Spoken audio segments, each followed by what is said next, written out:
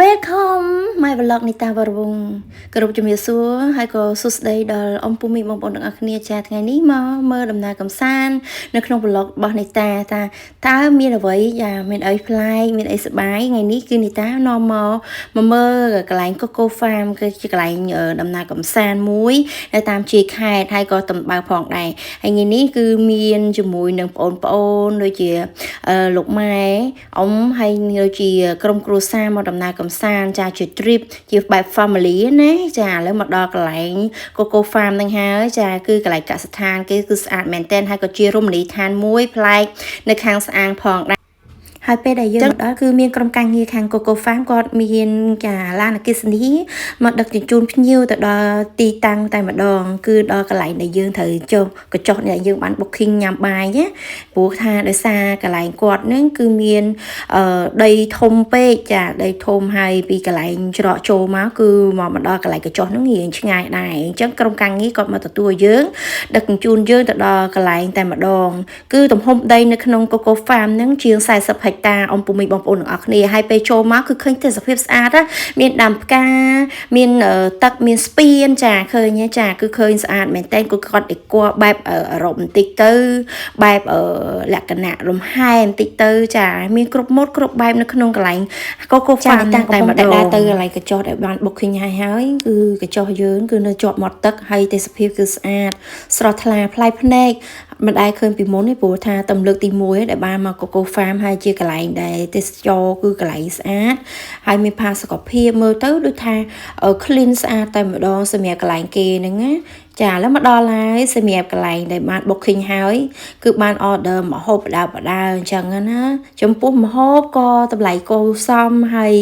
ស្អាត clean បរិយាកាសគឺថា so fresh បងប្អូនអំពុះវិញអាចនាំបងប្អូនមកលេងឬមួយក៏មនុស្សជាទីស្រឡាញ់មកលេងថ្ងៃចុងសប្តាហ៍ដើម្បី relax លំហែអារម្មណ៍ក្រៅពីការងារឬមួយក៏បងប្អូនមានអារម្មណ៍ធុញថប់អី stress អីអាចមកលេងនៅ Coco Farm បានចាគឺដីធំទូលំទូលាយហើយមានកន្លែងលេងច្រើនសម្រាប់មាន baby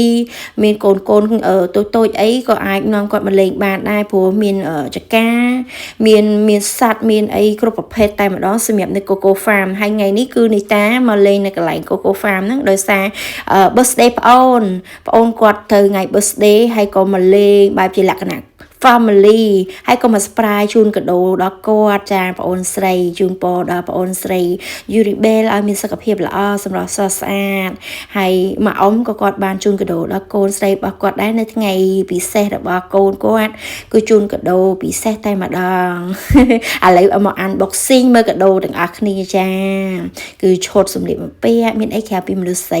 យើងគឺមានអីក្រៅពីសម្លៀកបំពាក់គ្រឿង make up ឬមួយក៏គ្រឿងតែងខ្លួនបែបស្អាតអញ្ចឹងណាពូដឹងចិត្តប្អូនគាត់ចូលចិត្តតែងខ្លួនស្អាតដែលខ្ញុំដែរអញ្ចឹងមកមើលកដោទាំងអស់គ្នាអើយលាក់ខ្លះទៅអញ្ចឹងមក surprise ដែរទេមកលេងហ្នឹងគឺមក surprise កដោប្អូនជូនកដោប្អូននៅថ្ងៃខួបកំណើតផងដែរជូនពរឲ្យប្អូនស្រីសម្រស់ស្រស់ស្អាតមានលុយចូលច្រើនណា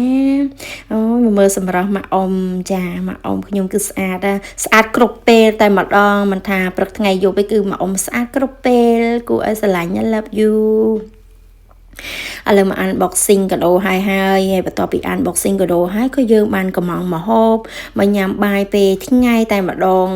ញ៉ាំបាយញ៉ាំអីហើយក៏យើងត្រូវដើរមើលទេសភាពនៅជុំវិញហ្នឹងណាថាមានបរិយាកាសយ៉ាងម៉េចទៀតប្លែកអីទៀតចាឥឡូវមកពិសាបាយនៅ Coco Farm ទាំងអស់គ្នាណាអ៊ំពូមីបងប្អូនទាំងអស់គ្នាចាថ្ងៃនេះគឺមានដូងមានមាន់ដុតអីចឹងទៅចាហើយមានស្លម្ជូរក្តាតបែបអ្នក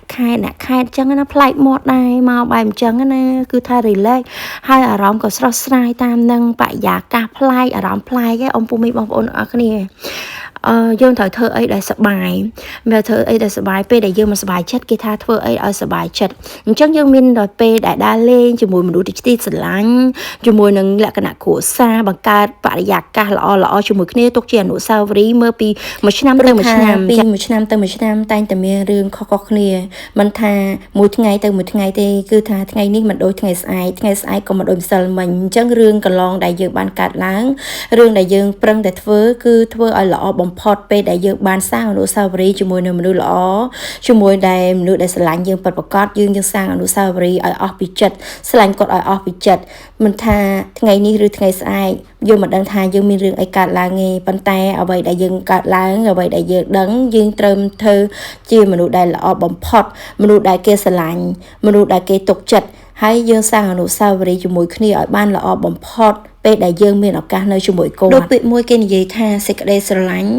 និងការឲ្យតម្លៃគ្នាភាពស្មោះត្រង់មើលមិនឃើញហើយមិនអាចវាស់បានទេគឺជាការពិតព្រោះថាសេចក្តីស្រឡាញ់មួយដែលពិតប្រាកដគឺมันអាចវាស់បានទេជួនកាលអាចធំធេងជាងមហាសមុទ្រក៏ថាមានដែរតែអ្វីដែលយើងអាចធ្វើបានអ្វីដែលអាចវាស់បានគឺការនិយាយពិតប្រាកដការសន្យាដែលពិតប្រាកដហើយធ្វើដោយទង្វើនិងបញ្ជាក់ដោយទង្វើតែម្ដងគឺអាចដឹងថាមនុស្សនឹងស្រឡាញ់យើងពិតប្រាកដឬមិនស្រឡាញ់យើងពិតប្រាកដលេងសើចជាមួយយើងឬមួយក៏មិនលេងសើចជាមួយយើងអញ្ចឹងហើយផ្ទាល់តែយើងនឹងមានឱកាសយកធ្វើឲ្យល្អបំផុតទៅទោះណាអាចគាត់មើលឃើញគាត់អាចដឹងអាចឮអាចស្ដាប់បាននិយាយបានយើងអាចចរចាជាមួយគ្នាបានឥឡូវដូចថាពេលក្តីស្រឡាញ់ផ្ដល់ជាមួយនឹងឪពុកម្ដាយបងប្អូនមនុស្សជាទីស្រឡាញ់យើងមានពេលទំនេរយើងអាចនាំគាត់មកដើរលេងមកស្រូបយកបរិយាកាសថ្មីអ្វីដែលបង្កើតថ្មីអ្វីដែលល្អគឺជាសេចក្តីស្រឡាញ់មួយដែលពិតប្រាកដចេញពីបេះដូងដែលមិនអាចកាត់ថ្លៃបានឥឡូវបន្ទាប់ពីការដើរមើលសួនសត្វហើយក៏នេះតាមកលេងបាញ់ធ្នូនេះក៏ជាការរៀនលើកទី1បបិសោថ្មីសម្រាប់នេះតាតែម្ដងពូផាពីមុនក៏មិនដែលធ្វើដែរឥឡូវក៏យើងរៀនធ្វើយកបបិសោថ្មីអារម្មណ៍ប្លែកហើយក៏មានអារម្មណ៍ថាពិបាកដែរព្រោះថាដោយសារយើងអត់ទាន់ចេះស្ទាត់តែដល់ទៅពេលរៀនយូរទៅក៏យើងរៀនចេះស្ទាត់ស្រូបយកបរិយាកាសថ្មីអារម្មណ៍ថ្មីអ្វីដែលថ្មីស្រូបមកក្នុងជីវិតរបស់យើងដើម្បីអភិវឌ្ឍខ្លួនឲ្យកាន់តែរឹងមាំអភិវឌ្ឍខ្លួនឲ្យកាន់តែប្រសើរជាងមុនទោះបីគេថាមនុស្សស្រីមិនអាចធ្វើអ្វីបានគ្រប់10ប៉ុន្តែយើងព្យាយាមធ្វើឲ្យបានគ្រប់10ដោយដែលមនុស្សប្រុសអាចធ្វើបានអញ្ចឹងសង្ឃឹមថាវីដេអូមួយនេះមានការឲ្យអ៊ំពុំមីងមានអារម្មណ៍លំហែសប្បាយអរគុណដែលបានតាមដានទស្សនាវីដេអូរបស់កញ្ញានីតាវរវង្សអរគុណជំរាបលាជូនពរអ៊ំពុំមីងបងប្អូនទាំងអស់គ្នាមានសុខភាពល្អជួបគ្នាពេលក្រោយជំរាបលាចា៎